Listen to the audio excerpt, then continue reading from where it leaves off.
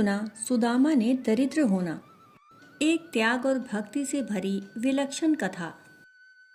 जब हम सुदामा का नाम सुनते हैं तो एक निर्धन ब्राह्मण की छवि आंखों के सामने उभर आती है, जो फटे वस्त्रों में श्री कृष्ण से मिलने द्वारिका पहुंचते हैं, परंतु जिनके मन में अपार भक्ति और प्रेम का खजाना होता है। पर क्या आपने कभी सोचा है कि भगवान श्री कृष्ण के परम प्रिय मित्र सुदामा, जिनका जीवन तप, ज्ञान और स्नेह से भरा था, वे दरिद्र क्यों थे? क्या यह केवल भाग्य की बात थी या इसके पीछे कोई गहरा रहस्य छिपा था? आइए जानते हैं एक विलक्षण कथा के जरिए। किसी समय की बात है, एक अत्यंत निर्धन और असहाय वृद्ध स्त्री भिक्षा मांगकर जीवन यापन करती थी। दिन पर दिन उसकी परिस्थितियां और भी कठोर होती चली गईं। 5 दिन तक लगातार उसे कोई भिक्षा नहीं मिली। उसने भूखे पेट केवल जल पीकर भगवान का नाम लिया और सो गई। 6वें दिन उसे किसी करुणामयी आत्मा से 2 मुट्ठी चने भिक्षा में प्राप्त हुए। बूढ़ी स्त्री प्रसन्न तो हुई, पर उसकी आस्था और श्रद्धा इतनी दृढ़ थी कि उसने उन चनों को स्वयं ना खाकर इष्ट देव प्रभु को भोग लगाने का निश्चय किया। रात का अंधेरा घिर चुका था। थकी मांदी बूढ़ी स्त्री ने चनों को कपड़े में बांधकर सुरक्षित रखा और ईश्वर का नाम जपते जपते सो गई। रात्रि के सन्नाटे में कुछ चोर उसकी झोपड़ी में घुसे।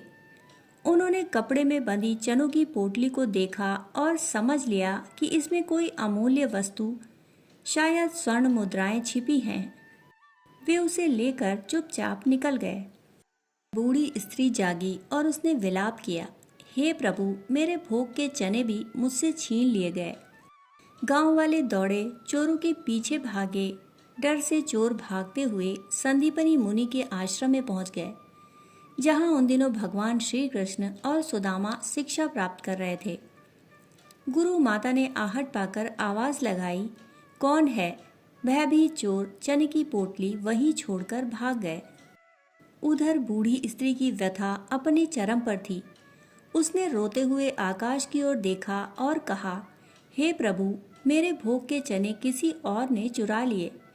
मैं दीनहीन हूँ, परंतु मेरी भक्ति सच्ची है। मैं श्राप देती हूँ, जो भी इन चनों को खाएगा वह दरिद्र हो जाएगा। उसके शब्दों में पीड़ा थी, पर साथ ही एक सच्चे भक्त का जप और ईश्वर से न्याय की पुकार भी थी। प्रातःकाल जब गुरु माता आश्रम की सफाई कर रही थीं, उन्हें वह चनों की पोटली मिली। उन्हें कूड़े में फेंक कर वे अन्न का अपमान नहीं कर सकती थी, तो उन्होंने सोचा कि यह जंगल से लौटते हुए बालकों के काम आएगी। उसी समय श्री कृष्ण और सुदामा लकड़ी लाने के लिए जा रहे थे। गुरु माता ने सुदामा को वह पोटली दी और स्नेहपूर्वक कहा, बेटा, जब भूख लगे तो तुम दोनों यह चने खा लेना। जैसे ही सुदामा ने वह पोटली हाथ में ली, उनकी दिव्य दृष्टि जागृत हुई। वे समझ गए ये वही चने हैं जो एक असहाय वृद्धा ने ईश्वर के लिए श्रद्धा से भेंट स्वरूप समर्पित किए थे और जिन पर अब श्राप लगा है।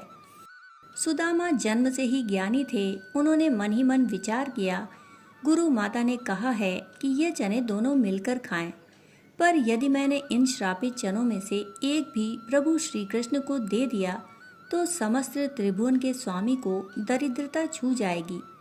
क्या मैं अपने जीवन में कभी ऐसा पाप सह सकूंगा? अब वे दोनों जंगल पहुंच गए और लकड़ी काटनी शुरू की। प्रत्यक्ष में तो सुदामा लकड़ी काट रहे थे, पर अंतःकरण में एक द्वंद्व चल रहा था कि किस तरह से कान्हा को उन चनों से दूर रखा जाए। और फिर वहीं सुदामा ने निर्णय ले लिया, मैं ये चने अकेले खा लूंगा, लेकिन अपने मित्र को दरिद्र नहीं होने दूंगा। तभी बरसात शुरू हो गई और बरसात से बचने के लिए सुदामा और कृष्ण अलग अलग पेड़ों पर चढ़ गए। बस यही वह अवसर था जब सुदामा ने पेड़ पर बैठे बैठे सारे चने स्वयं खा लिए।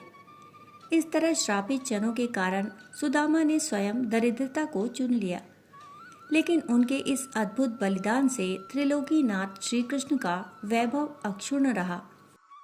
यह कोई साधारण घटना नहीं थी, यह एक ऐसे प्रेम और भक्ति की कथा है जहाँ एक मित्र अपनी दरिद्रता सह कर भी अपने ईश्वर तुल्य मित्र को दरिद्र नहीं होने देता। कितना अद्भुत है सुदामा का यह त्याग। यह बताता है कि प्रेम में केवल देना होता है, बिना किसी अपेक्षा के। सुदामा की यह कथा हमें न केवल त्याग और प्रेम सिखाती है, बल्कि यह भी बताती है कि एक सच्चा भक्त अपने आराध्य के लिए किस हद तक जा सकता है। सुदामा दरिद्र थे, पर उनका हृदय सबसे धनी था। उनके पास भक्ति की अपार निधि थी, जो संसार की किसी भी संपत्ति से कहीं अधिक मूल्यवान थी। जब हम दरिद्र शब्द सुने तो केवल बाहरी अवस्था को न देखें। कभी कभी वह आत्मा भीतर से इतनी पवित्र होती है कि उसकी दरिद्रता भी पूजनीय बन जाती है। श्री कृष्ण और सुदामा की सच्ची मित्रता को नमन है।